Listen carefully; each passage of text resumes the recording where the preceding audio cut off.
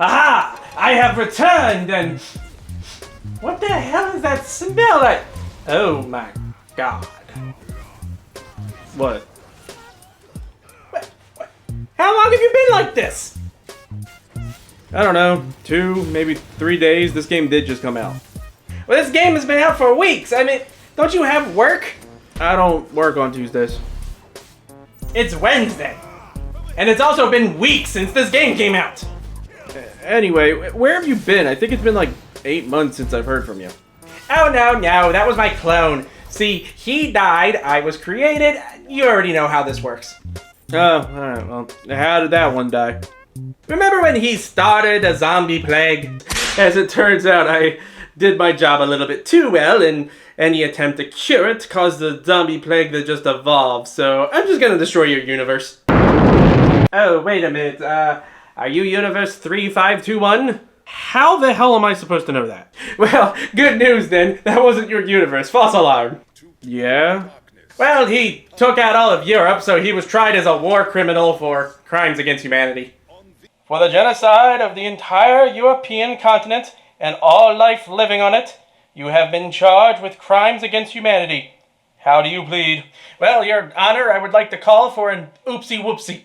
You are sentenced to death by firing squad to be enacted immediately. Ah, nuts. And that's how I came to be. Alright, so you got a game for me to play. Well, hurry up and hand it over so I can beat it and get back to Final Fantasy 16. You know, you've been playing this game non-stop for like 3 weeks and you still haven't beaten it? Give me the game. Okay, fine. Here. The Adventures of Bayou Billy for the NES. Why this game? Why are you making me... And he's gone. Well, might as well get this game over with.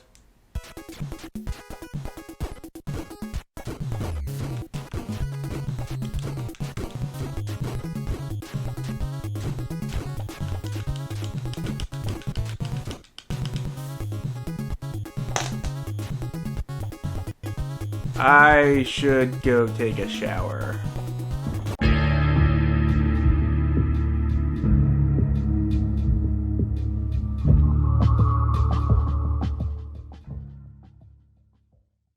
Yeah, so no surprise, the NES had a game that was bad. But that's like 80% of the games that came out for the NES, wasn't it? Bayou Billy came out in 1989 in America. In Japan, it came out almost a year before, and it was titled as Mad City. In Bayou Billy, you play as, of course, Bayou Billy, a Crocodile Dundee ripoff, but unlike Dundee, who's actually Australian, Billy Boy is from New Orleans. Bayou Billy's an ex-soldier for the US military. I don't know where the fuck that information comes from because it's never brought up in the game. From what little information I gathered, this little bit of information comes from a tie-in Archie comic that came out to promote the game. It came out around the same time. What the manual does tell us is that Billy just walked home with his girlfriend Annabelle, who's the sweetest honey this side of a bee's nest. Sorry. From the Jambalaya Jamboree. It's the South. When suddenly, a speeding limo peels across your poorly kept lawn. It's the Homeowners Association. Bullets strafe your gutters, scaring birds and driving you to the ground. When the smoke clears, you see a rock with a note attached. Before you can question why the fuck didn't they just shoot you and be done with it, or why bother shooting you at all, you read the note. Dear Mr. Bayou Billy, because of you meddling with my livelihood, I took your girl. I took her to one of my 7 hotels. I dare you to find her if you can. You crumple the note in rage. That's it. So Billy's girlfriend was taken from him, so he's gonna go all John Wick on the Louisiana Mafia or something. So let's start the game. I'll pick game A. I guess they're just the 2 difficulty settings. That makes sense. The Adventures of Bayou Billy.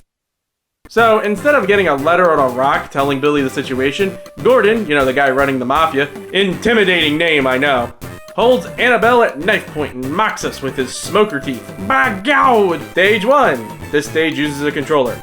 Yeah, I'd hope so. Level starts and you're immediately attacked by someone who honestly takes way too long to take down. Like, seriously. And this is further proven as you are then put up against 2, then 3 guys. And it doesn't really help that one hit lowers your health bar by 1 with barely any way to heal. The health pickups never really drop when you need them, but it doesn't really matter when you have to fight guys who have about the same amount of health or more than you do, and it's extremely easy for them to hit you. Sure, you could like get a hit on one guy, but then one of the other two can just get a quick hit on you. Once you take down these 3 guys, chances are you're down 1 life and any hope of this game being good has left the chat. Next, there's these fucking eagles going 80 miles an hour, and there's no way to fight these guys, you just have to dodge them as you approach these logs. That I guess is supposed to be like a bridge and what has to be the cleanest looking water in Louisiana. When suddenly, gators! Yeah, that makes sense. Here's the problem about gators. They stay underwater, and while they stay underwater, you can hit them. And you can't hit them while you're out of the water, so you're forced to get into the water with them. Sometimes the game does that beat 'em up mechanic where you have to beat the people on the screen to continue, and the gators count. So get this. The only time you can damage them is when they poke their little heads out to attack. They only pop their heads out for like 1 second, and they always face you. There's no way to sneak around them and then slap them in the back of their heads. Because again, they only pop up for a second, and walking in the swamp water is like, well, trekking through swamp water. I did beat this game, and granted I did have to cheat a little bit, I'll explain that in a bit, but even then, I still don't know the trick to these guys.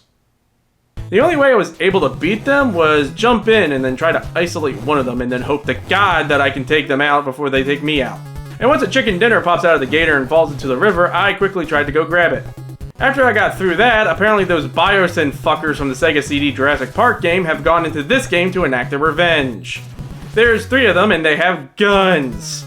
Okay, we're gonna move on because we're about halfway through this level and I've only been talking about new fights that you get into, and they're all painfully the same, so let's just skip to the end of this level.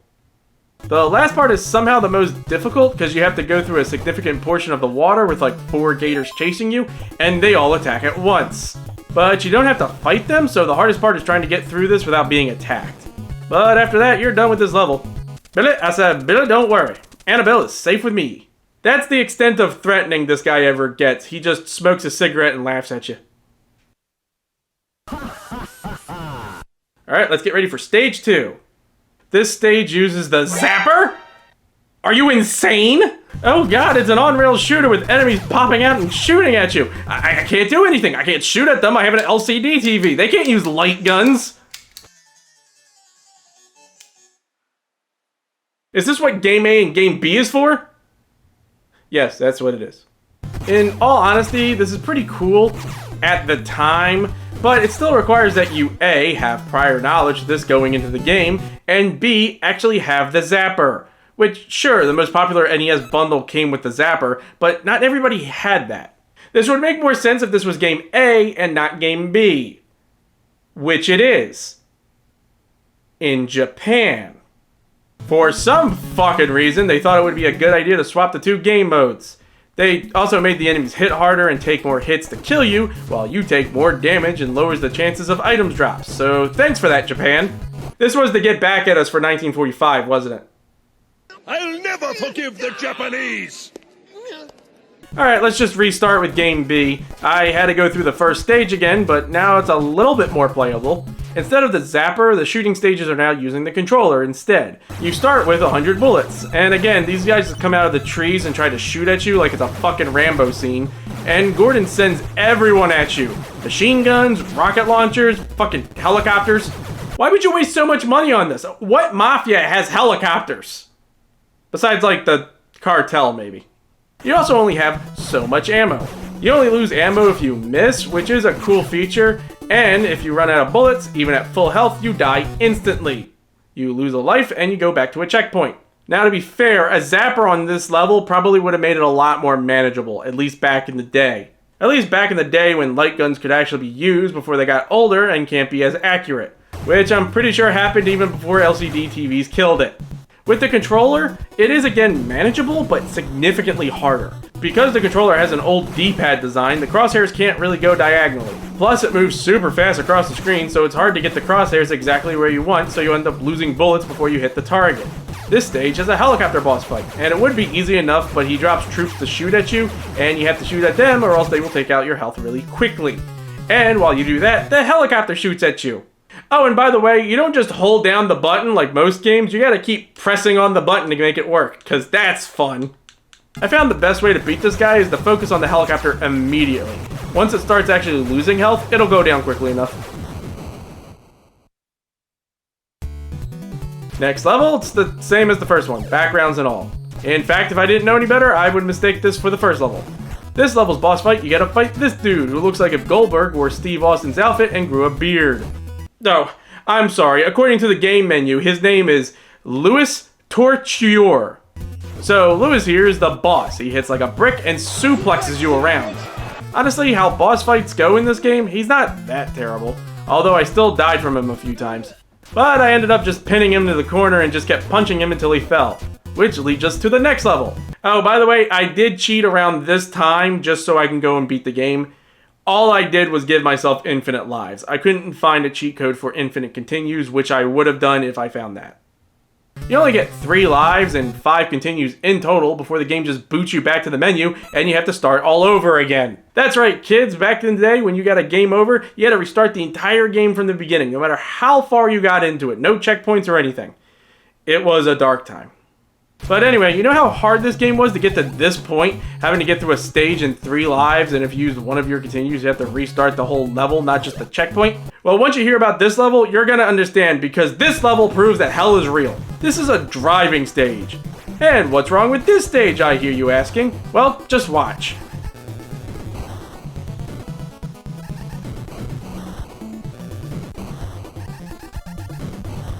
Alright, Billy, I'm sending out my best to deal with you.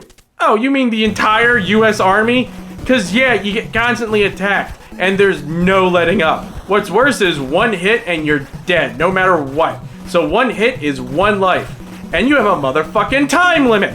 And you have to beat the stage before time's up, or you blow up and die! Airplanes fly by and drop bombs, and the only way to hit them is with grenades. And that's easier said than fucking done. Cars come at you and you gotta shoot them before you run into them. Also, just general stage hazards. How the fuck are you supposed to do this with 3 lives? This stage takes 4 minutes alone. And get this, once you're done this stage, the next stage is the same fucking stage again.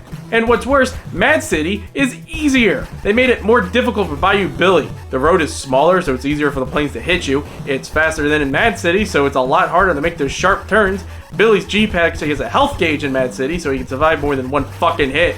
And in Bayou Billy, you can only throw 1 grenade at a time, unlike in Mad City where you can throw another one at the same time, which makes it harder to hit the plane. So, thanks again for that, Japan! I'll never forgive the Japanese! After getting past that, you have another fighting side-scrolling stage. Now we're out of the swamp and in the main city. I'm guessing this is New Orleans or something. The city is full of dudes with hands in their pockets and muscle guys throwing balls and chains around named Migraine Mike. Is this normal for Louisiana? And also Vegeta, who's got a tan and likes to whip people. Oh, I'm sorry, I meant that's A.L. Hurt. So after you're done that level, the second shooting stage begins and Billy has just decided to start mowing down everybody in New Orleans. Now for this level, I did have to whip out the infinite health cheat, but only for the boss fight in this level, and I took it out right after. Because this boss fight is bullshit! You have 2 guys you have to fight. One guy constantly shoots at you, while the other guy keeps jumping around and throws knives at you. I, of course, am talking about the dreaded duo, Lightning Rod and Kid Creole. Here's the problem, let's see if you can tell.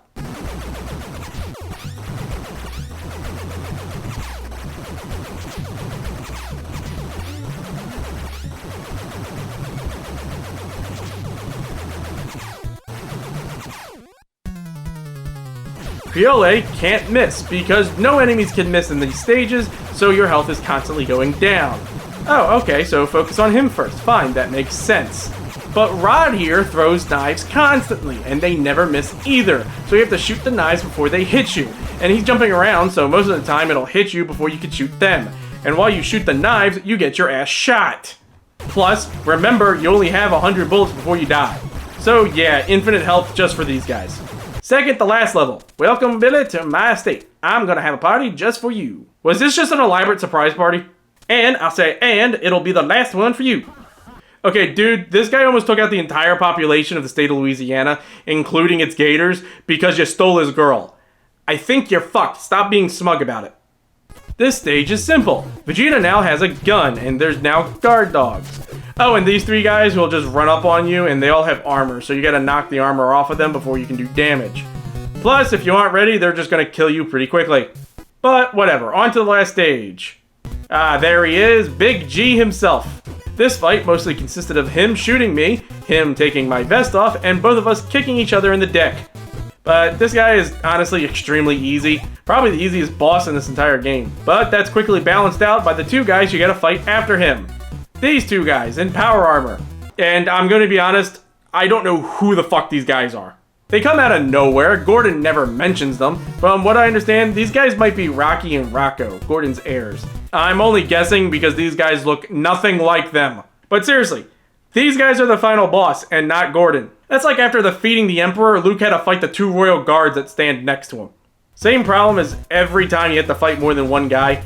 You damage one of them and that leaves you open so that the other guy can take a swing at you. And they have power armor, I think, so they hit really hard. They also have this one move that they just love to use. They hold on to you so the other guy can get a free hit on you.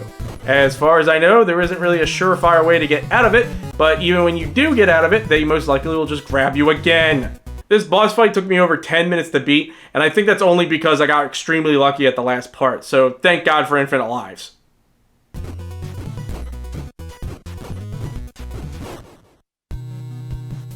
Billy then rescues his love Annabelle, and they have a heart-to-heart before they have to flee the country because Billy killed a lot of people. And then they embrace, ending the game. Oh, and also, in Mad City, there's actually 4 different endings you can get. In Bayou Billy, you only get 1, so thanks for that, Japan. No, seriously, thank you. Now I don't have to replay this game. I'll forgive the Japanese! God, this was painful. You know, it's games like this that really make me question how kids who grew up in the 80s and early 90s could stomach games like this. I guess Game Genie really does help. But really, the sad part about this game is that if it wasn't really for the difficulty, this probably would have been alright. It was just a simple beat 'em up. The story, while not the best, its premise is simple and you understand what's going on. Maybe if you had like infinite continues instead of just 5 continues and 3 lives, this would be a lot more tolerable. And honestly, if they were to remake this game for modern consoles, this probably would be good. I mean, give it some more cutscenes, flesh the levels out, make it a 3D beat 'em up with a combat system like the Arkham games or Sleeping Dogs or something, and I could see this being good. Unless, you know, they start going down the same road Ride to Hell Retribution went down on. What the hell happened? Ah! But hey, if somebody does remake this game and you need a voice for Gordon, I'm available. There, Mr. Bayou Billy.